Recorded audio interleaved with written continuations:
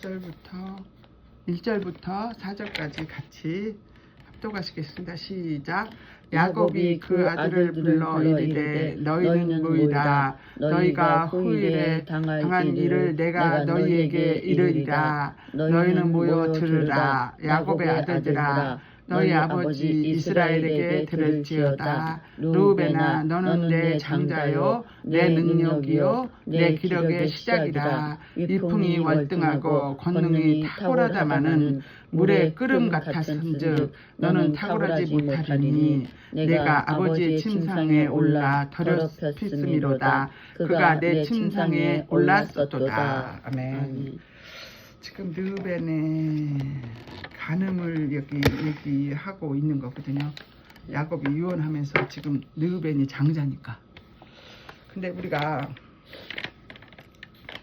이번 주 제가 이 간음에 대한 메시지가 굉장히 많이 왔어요. 와서 기도를 하면서 제가 하나님 앞에 구한 것이, 그러면 우리는 이 땅에서 간음죄를 용서받지 못할 것인가.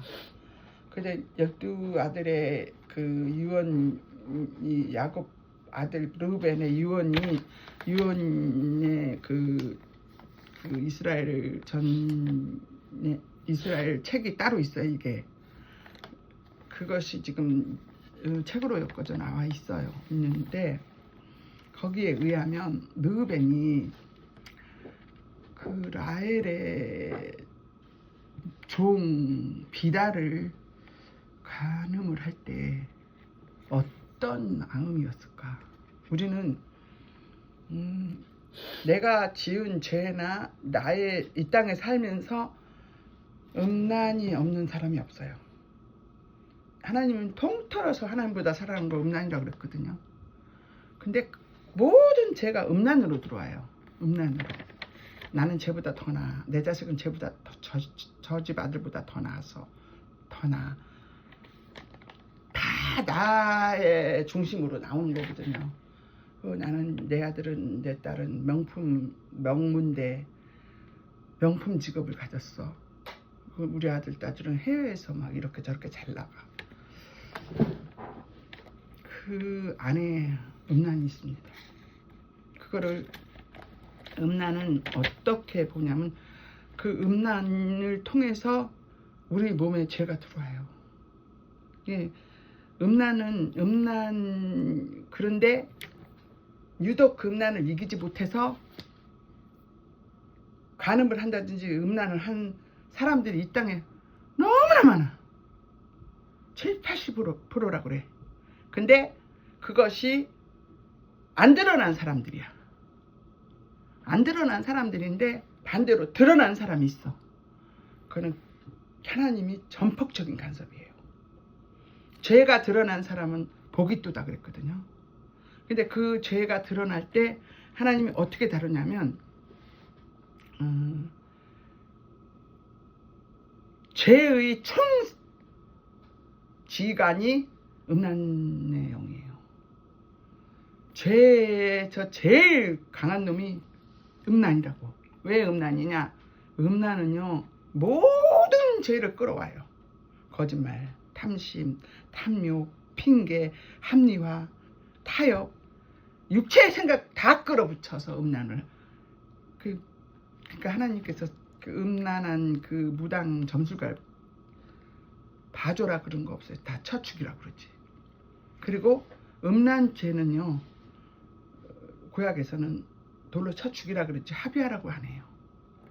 그랬을 때 신약에 와서 그 돌로 친 음란을 범한 현장에서 잡힌 여인을 데리고 와서 한가운데다 세워놓고 예수님한테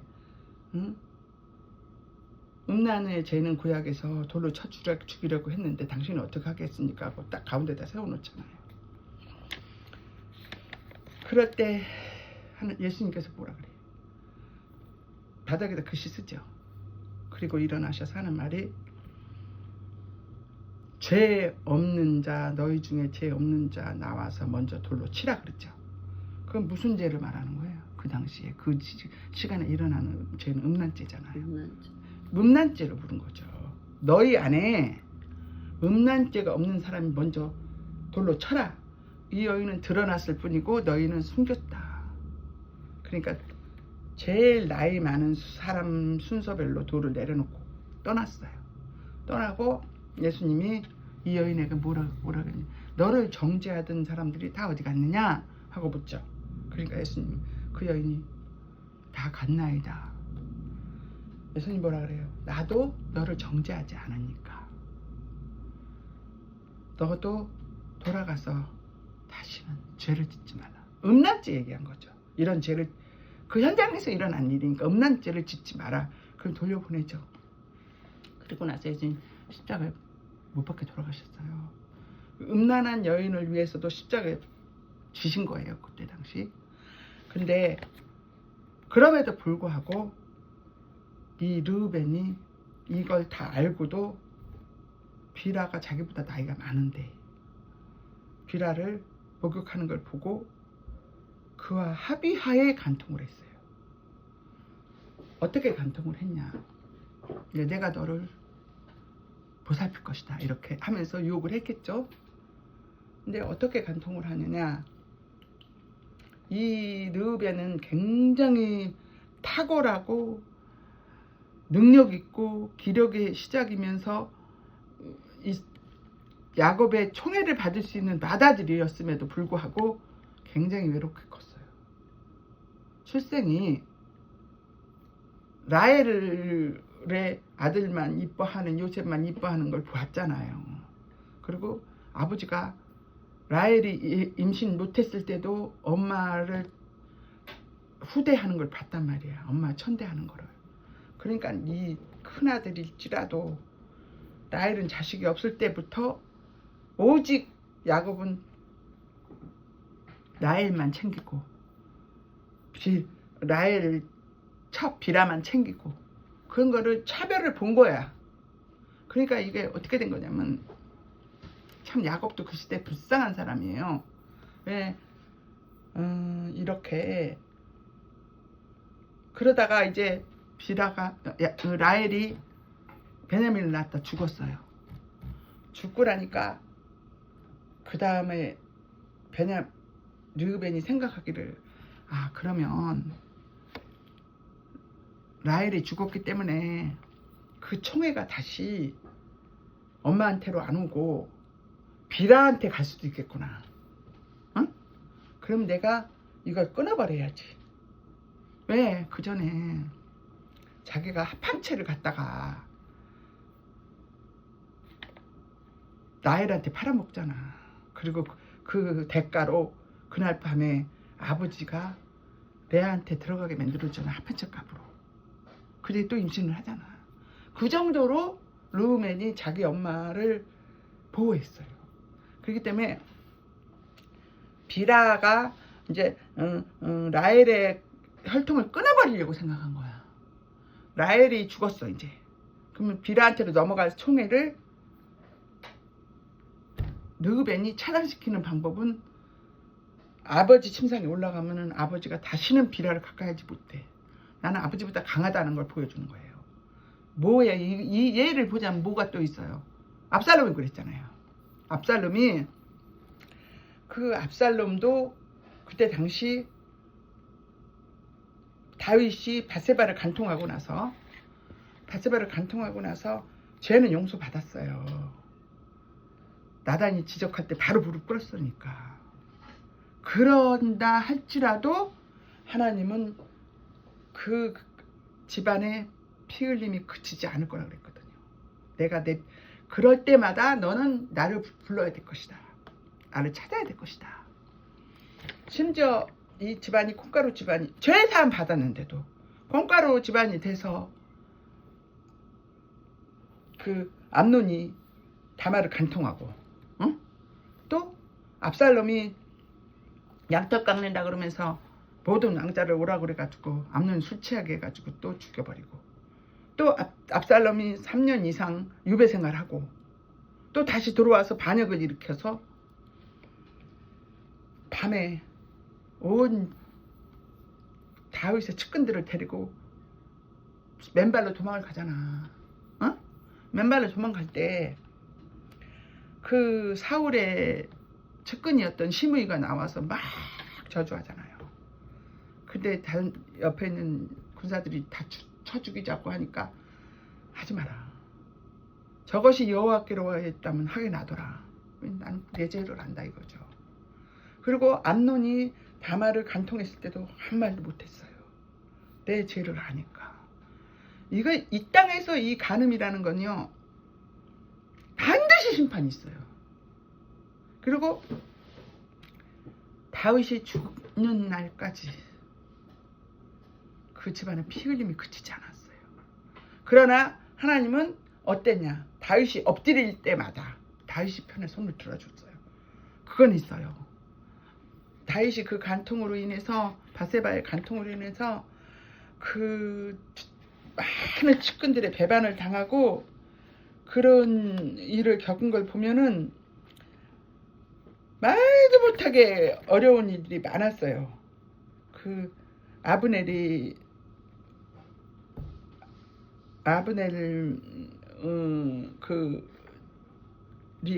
그 사울의 왕자가 왕이 되었을 때 하비아로 왔을 때도 요압이 아브넬을 쫓아가서 그 아브넬을 쳐 죽일 때 그 이스보셋이 정책이 너무나 약하고 아브넬에 의해서 다 이루어졌었던 킹메이커였거든 이 사람이. 그런데 왜냐면 이 아브넬이 사울의 사촌이었다 그래. 그래서 이 사람의 지시를 받아서 이스보셋이 계속 움직였는데 요압이 그 자기 동생을 이 아브넬이 전사 중에 죽였거든. 그러니까 피 흘림을 서로 갚고 막 이러다 요압이 나중에는 그 압살롬을 살려주는 일을 할 때 압살롬이 유배 생활할 때 끌어들여서 반역을 일으켰거든요. 근데도 요압은 다윗은 어떤 일을 했냐면 다윗은 압살롬이 반역을 일으켜서 하나님이 그랬잖아. 너는 어두운 곳에서 간음을 했지만 너는 앞으로 밝은 대낮에 내 모든 소첩들을 강간을 당한다고. 그러니까는 시키잖아요. 그 반역을 일으킨 그 사람이 누구야? 압살롬인데 아히도벨이라는 사람이 있었어요. 아히도벨도 다윗의 측근으로 일을 했던 사람이에요. 근데 딱 반역을 일으키니까 어떤 게 있었냐면 아히도벨이 누구냐면 바세바의 할아버지예요. 바세바의 할아버지니까 자기 그 사위랑 그 사위를 죽이고 전쟁에서 죽이고 바세바를 부인으로 데리고 간 걸 사실을 다 알고 있거든. 반역은 이때다 싶어갖고 압살롬한테 붙었어요. 그래서 많은 그 지혜를 주고 이렇게 조언을 했어. 이렇게 저렇게 하자고. 근데 그 후세를 들이밀잖아. 다윗이 후세한테 압살롬한테 가라. 압살롬한테 가서 그 편인 것처럼 하고 조언을 해라. 그런데 두 가지 조언이 나왔어. 지금 당장 쫓아가야 됩니다. 아히도벨은 그랬어. 근데 후세는 아니야. 당신의 아버지는 전쟁에 능한 자다. 지금 어딘가에 숨어있다. 그렇게 하면 안 된다 하면서 방법을 바꾸잖아요. 근데 이 아히도벨의 그 조건이 첩들을 다 대낮에 강간하라고 그랬거든요. 그래가지고 대낮에 다 강간해버렸어. 집을 왕궁을 지키라고 남겨놓고 온 첩들을. 이거 간통으로 일어난 사건이거든요. 그리고는 그런데도 다윗의 신실함이 뭐가 있냐면 한 번의 실수로 그렇게 엄청난 죄를 지었지만 많은 용사들한테 부탁을 해요. 압살롬 다윗을 불쌍히 여겨달라. 응? 죽이지 말아달라 요구를 하죠. 근데 요압은 아니야. 그리고 후세가 내놓은 제안이 아히도벨 하나님께서 그렇게 긍휼의 마음을 가졌을 때 사울이 긍휼의 마음을 가졌을 때 아니 다윗이 궁일의 압살롬의 죄를 용서해주고 압살롬을 궁일을 봐달라고 할 때 하나님은 그 마음을 먼저 읽으셔요. 반역을 일으켜서 나를 죽이려 하고 그렇지만 생포를 할 망정 그렇게 가혹하게 죽이지는 말아라는 뜻을 보였는데 가다가 그 머리카락이 그렇게 멋있었대잖아. 그 머리카락 1년에 한 번씩 자를 때마다 그늘을 달아서 막 자랑했을 정도로. 근데 그 머리카락이 말을 타고 달리다가 상수리 나무에 걸려버렸어. 내가 평생 자랑했던 그 이상이 상수리 나무에 걸려버렸어. 오히려 장애물이 됐어. 그래서 대롱대롱 말은 가버리고 대롱대롱 매달려 있는데 용사들이 못 죽이는 거야. 왜? 다윗이 한 얘기가 생각이 나서. 근데 그냥 요압이 가서 그 자리에서 창살을 찔러 죽여버리잖아. 그러니까 요압은 왕에게 아주 자기중심적으로 함부로 했던 인물이야. 그래 우리가 나는 이 말씀을 보면서 어떤 말씀이 생각나냐면 마태복음의 7장 1절에 너희가 비판을 받지 아니하려거든 비판하지 말라 그러죠. 비판할 요소가 있는데도 불구하고 비판하지 않으면 이 땅에서도 비판을 안 받지만 하나님 나라에서 나의 비판이 계산된다는 거예요. 응? 내가 집사님한테 드리고 싶은 말씀 뭐냐면 내 가족 중에 누가 음란을 했어. 나와 엮여 있어. 도저히 용서할 수 없어. 근데 내가 다윗과 같은 마음으로 자식이기 때문에 내 마누라를 강간한 사람인데도 불구하고 용서해 주라 그러잖아요. 그 마음을 하나님 보신다니까. 그래서 이 사람한테는 엄청난 계산이 돼요. 천국에서. 내가 천국 심판대 딱 썼을 때 정당방위로는 용서하면 안 돼.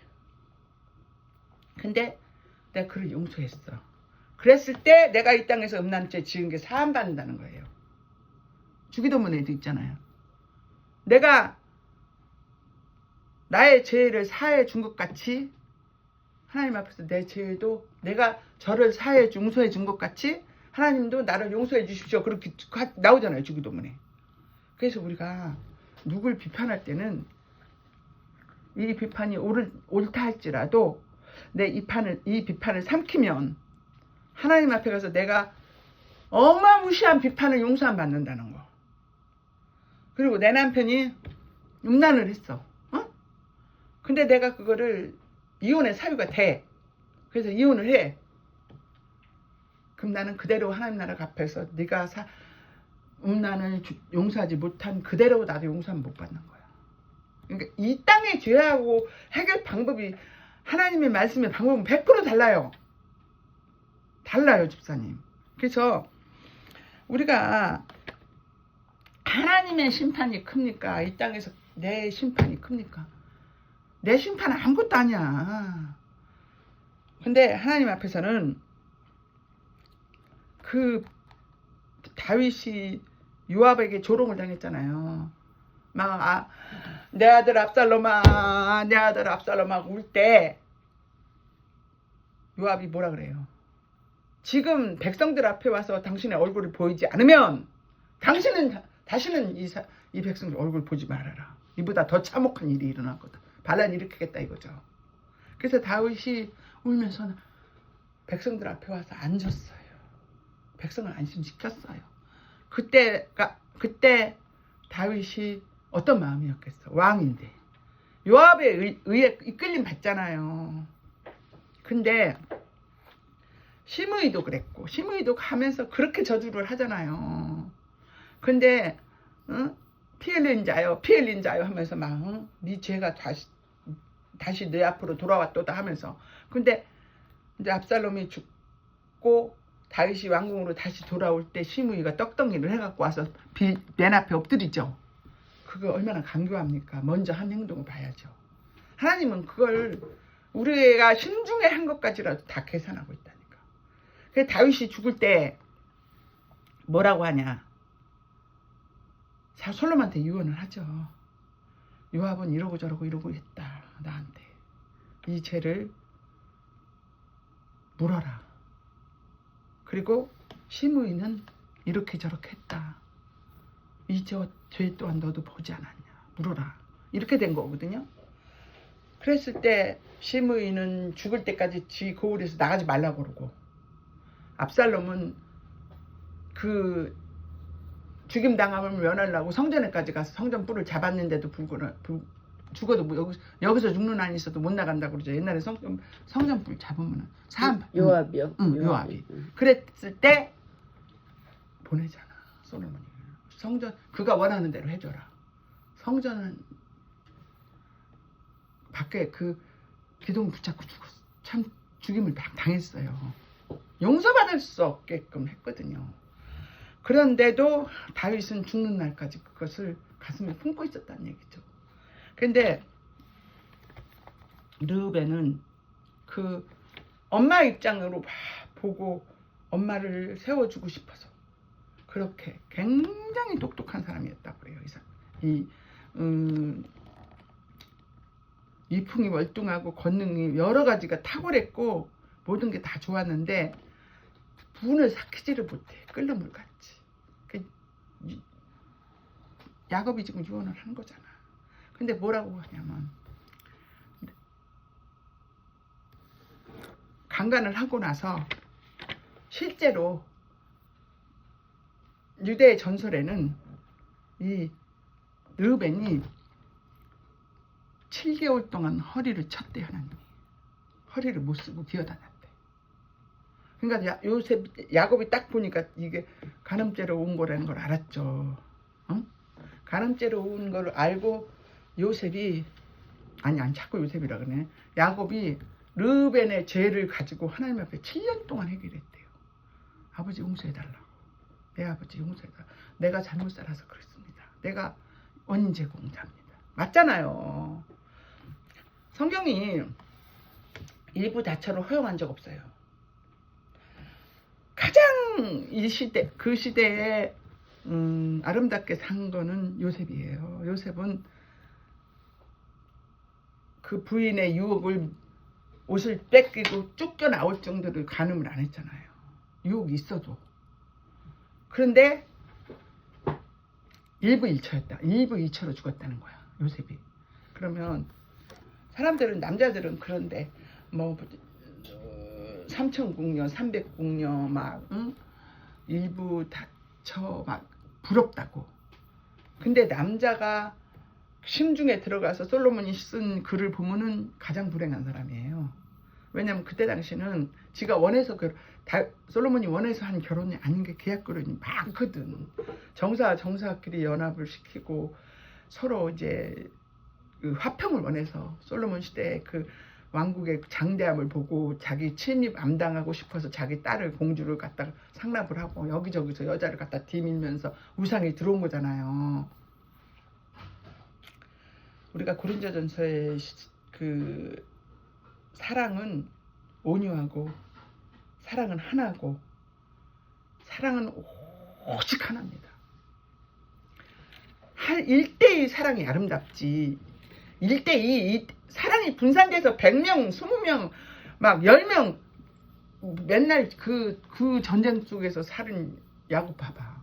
맨날 이리 끌려가고 저리 끌려가고 이 자식이 속색이고 저 자식이 속색이고. 요새는 그런 게 없어. 근데 일부 닫혀있는 건 지금 이 시대도 그래요. 간통을 하고 이혼을 했어. 그래서 다른 남자한테 시집 갔어. 가서 거기서 애를 낳았어. 그러면 먼저 놓고 온 자식은 불행해지고 또 나중에 더 불행해져. 그리고 성경이 뭐라 하냐면 여인이 간통을 하거나 남자가 간통을 했을 때 내보낼 때 이혼 증서를 줘서 보내면은 이 남자한테는 죄가 없다고 하죠. 근데 그 여인 버림받은 여인한테 간 사람도 간통이라고 그랬어요.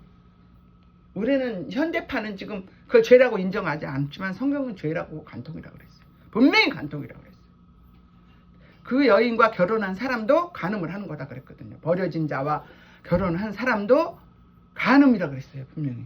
그러면 우리가 그 간음을 하게 만든 사람은 성경적으로 보면 창녀가 돼버리는 거예요.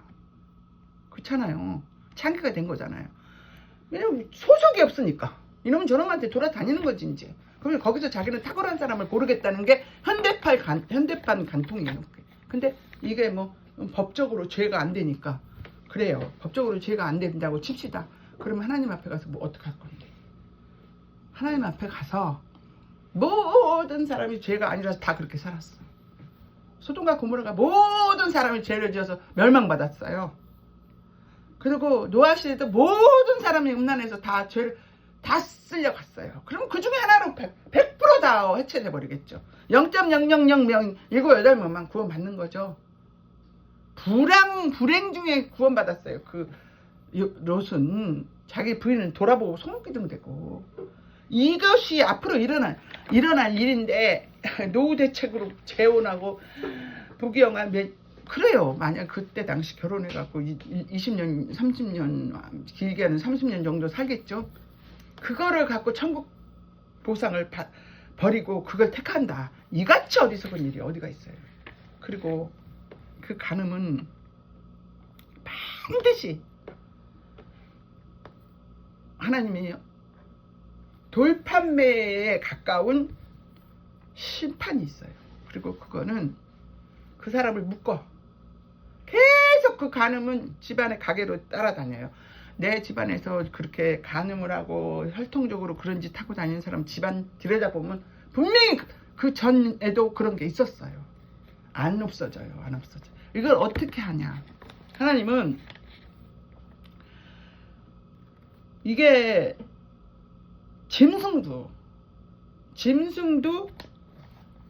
가장 흉악범 죄인도 자기 가족을 파괴시키지 않아요. 죽으면서까지도 자기 가족을 보호하려고 그러지. 살인마도. 근데 이 간음은요 자기 자식도 버리고 나가.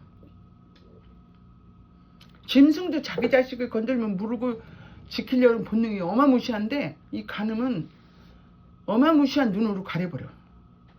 그래서 소리 없는 총 갖고 전쟁하는 것 같아. 왜냐면 간음은 속에 있으니까. 겉으로 드러나지 않으니까.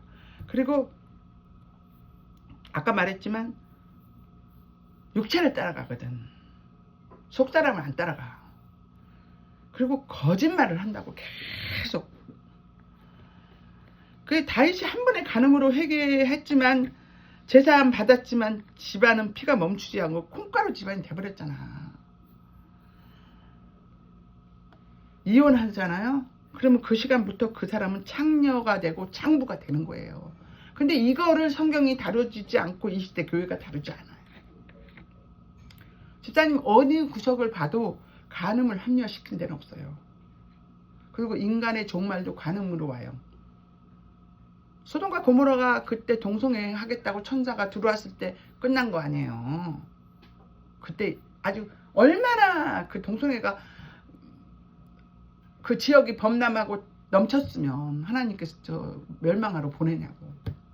근데 그 천사한테 들어와서 상관하겠다는 간통하겠다는 거거든. 간음하겠다는 거. 그거를 보면서 우리가 낮에 신부는 항상 낮에 거하여야 돼. 낮에.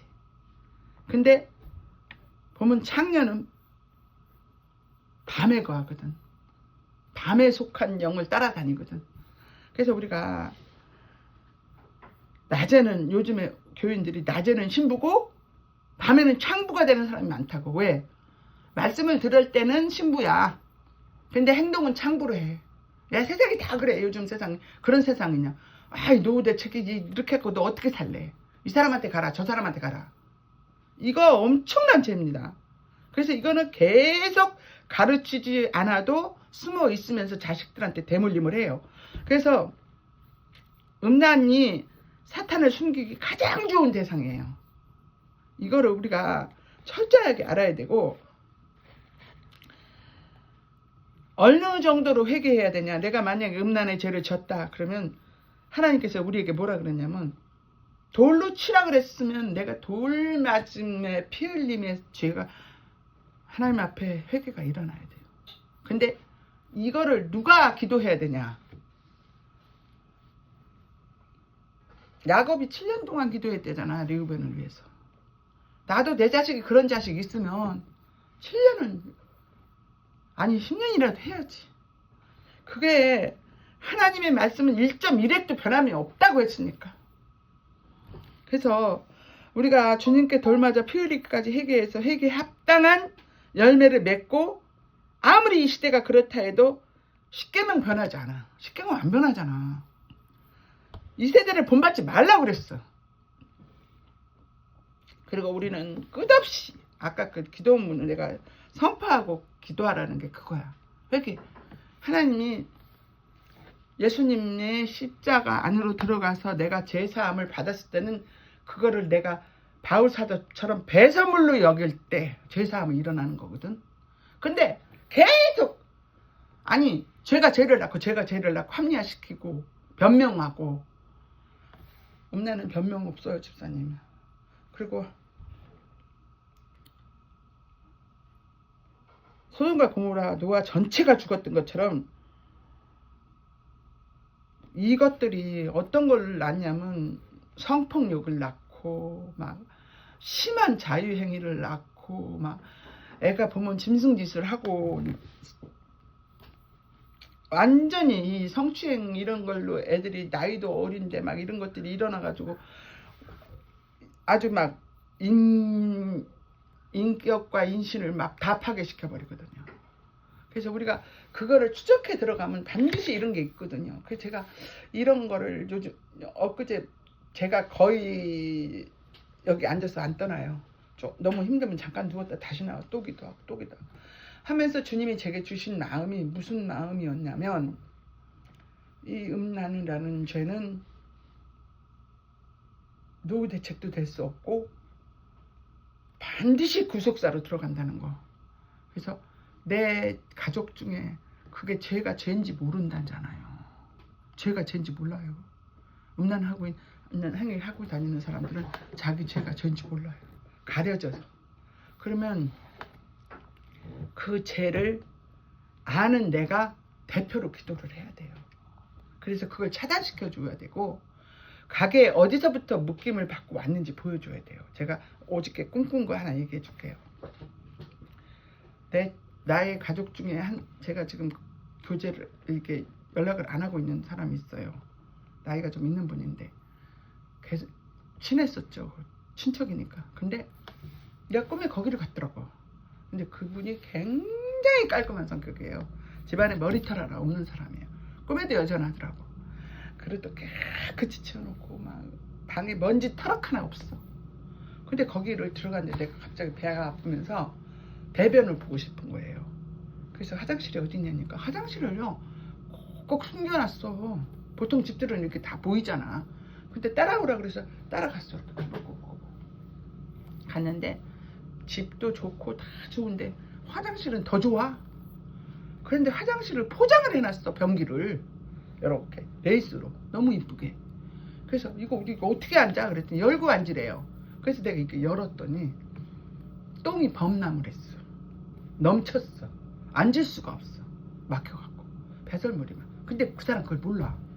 근데 그 사람 아들이 들어오더라고. 그러더니 휴지를 이렇게 해갖고 변기에다 이렇게 넣으니까 내려가요. 확 내려가더라고요. 내려갔어도 옆에는 묻어있잖아요. 그게 내가 너무 더러워갖고 거기를 내가 닦고 앉았는데도 편이 안 나와.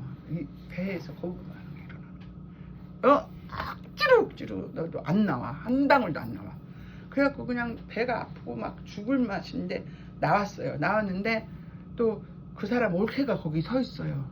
그래서 나보고 형님 거기 그러면 우리 집으로 갑시다 이래요. 그래서 갔더니 그 집은 화장실을 밖에다 놨더라고. 밖에다 놨는데 들어가 보니까 수세식이 아니고 푸세식 옛날 화장실 있죠. 이렇게 다리 두 개 놓는데. 근데 아주 집에서도 제일 끝에 꼴찌에다가 그렇게 만들어 놨더라고. 그래서 내가 거기 앉았는데 거기는 너무 춥고 무서워. 막 밑에가 보이고 막. 그래서 거기 앉았는데 간신히 한 덩어리 놓고 나한테 다 못 넣은 거예요. 그러고서는 그 상태에 있는데 이게 뭐지? 도대체 이게 뭐지? 그랬더니 아침에 이제 그걸 놓고 기도하는데 하나님 나의 마음이 뭐야? 그 집 영적 상태라는 거예요. 그 집 영적 상태. 그 집을 위해서 기도하라고. 저는 그 집을 위해서 기도할 생각 없었어요. 왜냐면 하나님 때 하나님이 하시겠지 난 이렇게 생각했는데 먼저 보여준 사람은 그렇게 음란했대요. 하나님이 보시기에 음란하고 회개를 안 하고 있다는 거예요. 지금 굉장히 아프고 안 좋거든 상황이. 이거 어떻게 하지? 내가 이 사람을 위해서 기도를 이제 해야 되겠네. 그러고 있으면서 오늘 내가 이 음란의 말씀이 음란은 모든 죄의 근원이 음란이구나. 하나님 앞에 음란을 하나님보다 더 사랑하고 내가 하나님보다 그렇게 한 거.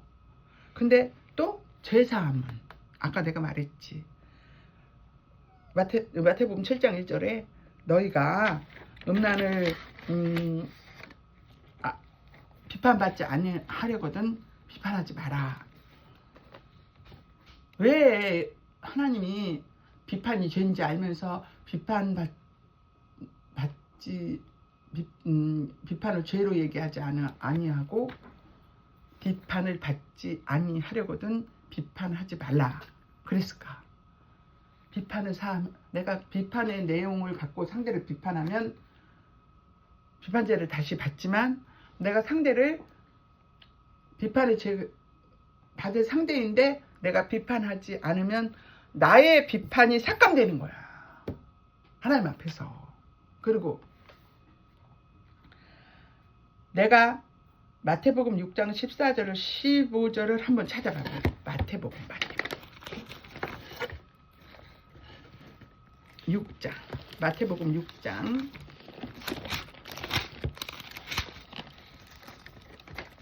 이 말이 마태복음 6장 14절 15절 찾았어? 시작.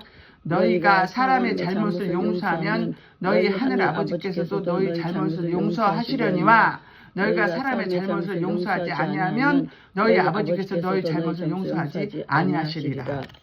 자, 우리 인생에 있어서 용서할 수 없는 사람 있죠. 용서할 수 없는 상황도 있고. 근데 가장 큰 죄, 정말 하나님 앞에서도 내 맘대로 안 되는 용서를 했을 때 하나님께서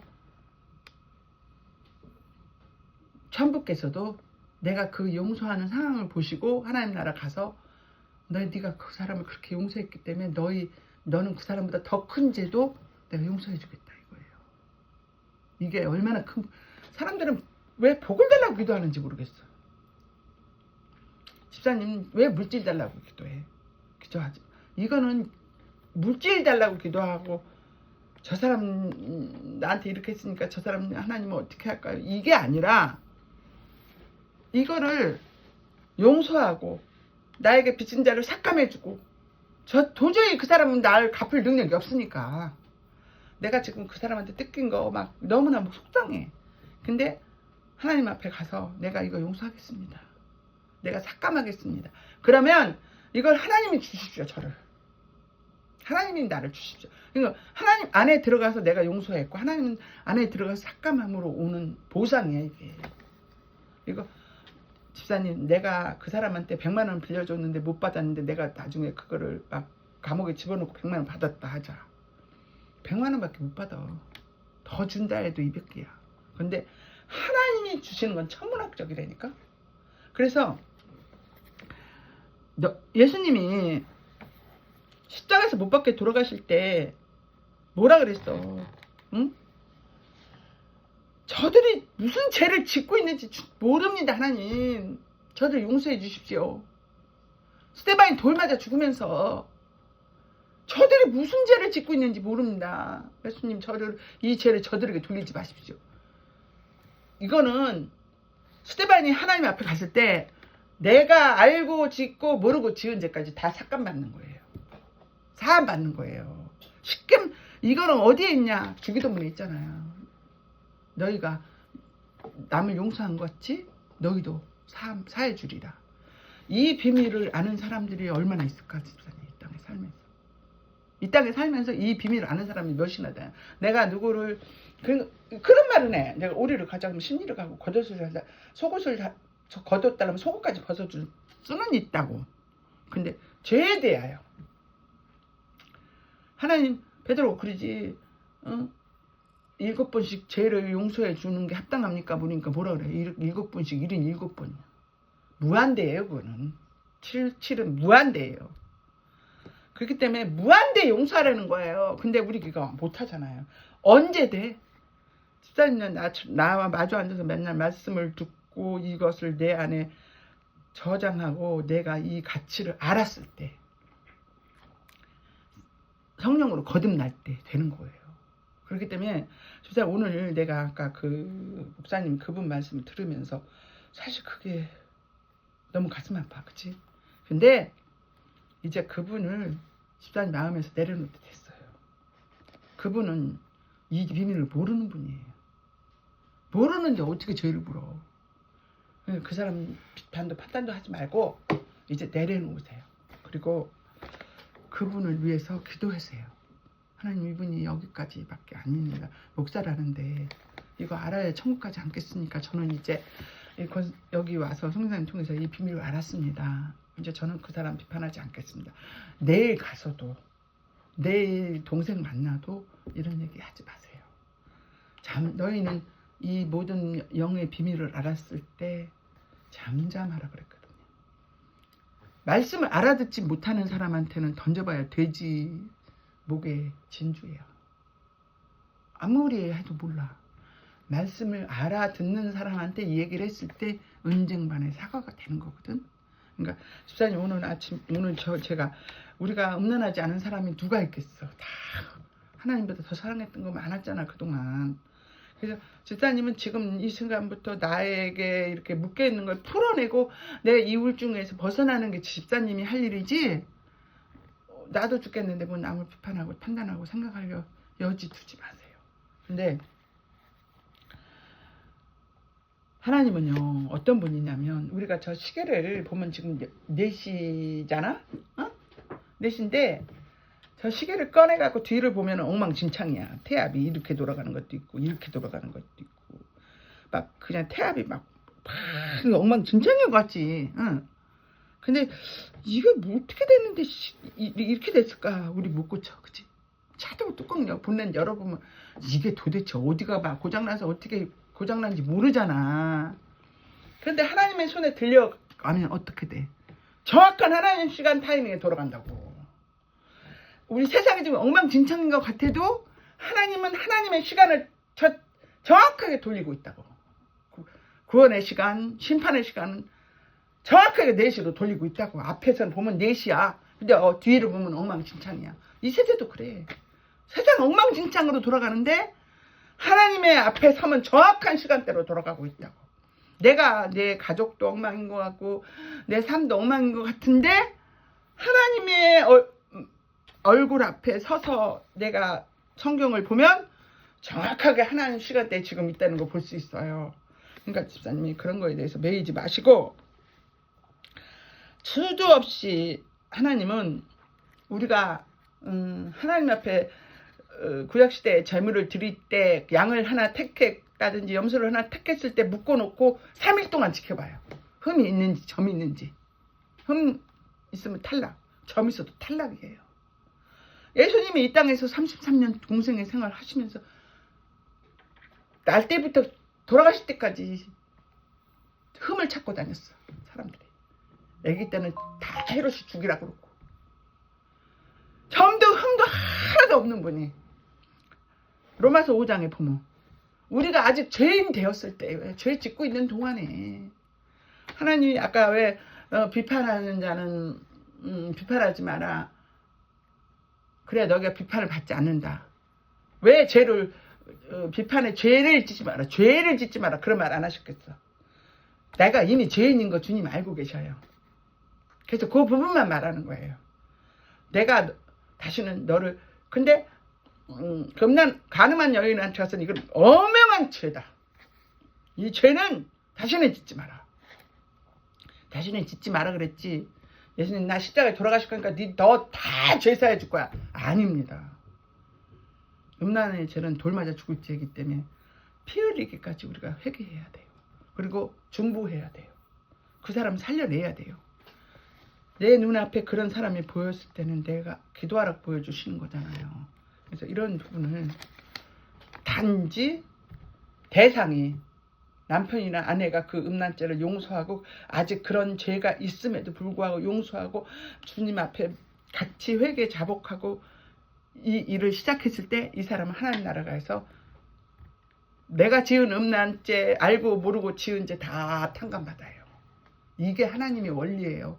그러니까 우리가 뭘 사람들한테 바라겠어. 집사님 사람한테 바라지 마. 진짜 코로 심심한 사람들 저 사람 내일 어떻게 될지 내가 오늘 어떻게 될지 몰라.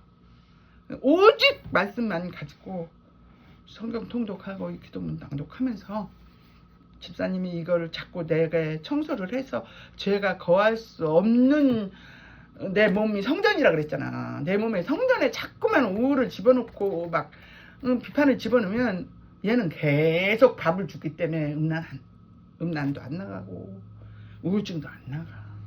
이거 내가 너 집사님한테 예언할 필요도 없고 아무것도 필요도 없어. 이거는 성경이 이렇다 하면 이런 거니까. 그러니까 그렇게 하시고 우리가 이걸 잘 이겨내 갑시다. 집사님 이제 오늘 제가 드리는 메시지는 저 어제전에 꿈으로 보여주셨기 때문에 확실하잖아요. 어떤 사람한테 어떤 게 있다는 것까지 보여주셨잖아요. 내가 너무나 몸부림쳤어요. 그 집에서. 그래서 그것을 정확하게 이 말씀을 집사님한테 해드리는 것이 오직 능력 비판을 받지 않는 심판 대상은 주님밖에 없어. 내가 그 사람 비판한다 그래서 그 사람 비판되는 것도 아니고 내가 잘못을 용서한다 그래서 용서하는 게 아니라 내가 이 땅에서 드러난 죄의 법률에 올라갔을 때 그걸 내가 용서할 수 있는 능력을 내가 거기서 용서해주고 그 죄가를 치르지 않게 해주는 그런 것은 내가 할 수 있다는 얘기지. 그죠? 그런 거를 굉장히 귀한 겁니다. 오늘 듣는 말씀은. 감사해요. 집사님 오늘 생각 어떤 생각 들어? 저도 모르게 함부로 남을 비판하고 판단하고 정죄하고 그랬던 그런 모든 것이 다 하나님 앞에 진짜로 회개해야 될 그런 일이고 내가 진심으로 하나님의 사랑으로 그냥 다 덮고 사랑해야 되는데 내가 하나님 믿노라 하면서도 사랑하지 정말로 속으로 미워하고 증오하면서 사랑하지 못했었는데 그걸 깨닫지 못하고 여태까지 살아왔다는 그런 회개를 진짜로 많이 하고 그 사람을 위해서 기도해주고 용서하고 사랑하고 그래야 돼. 이게 진짜야. 이게 이렇게 집사님한테 제가 이렇게 신앙 고백을 듣고자 하는 거는 하나님이 들으시라고 생각만 하지 말고 지금 마음으로 믿어 의에 이르고 입으로 시인해서 구원을 받는 그 과제를 계속 집사님한테 내주는 거야. 이거는 예언보다도 더 크고 하나님 집사님의 독백을 듣잖아 지금. 그러니까 그게 귀한 거예요. 그래서 자꾸 내면을 우리는 청소하는 거예요. 저도 몰랐어요. 저도 엄청나게 비판했던 사람이에요. 율법으로 왔을 때는. 근데 율법이 십자가를 통과하면서 이 어마무시한 십자가를 통과했어요. 전 집사님인지 가끔씩 제 얘기 들으면 깜짝깜짝 놀랄 거예요. 근데 고난이 깊으면 깊을수록 더 하나님을 알겠더라고. 하나님이 이런 마음이셨겠구나. 그래 지금도 고난을 겪고 있지만 절대로 그들을 비판하거나 막 판단하거나 그런 게 없어졌어요.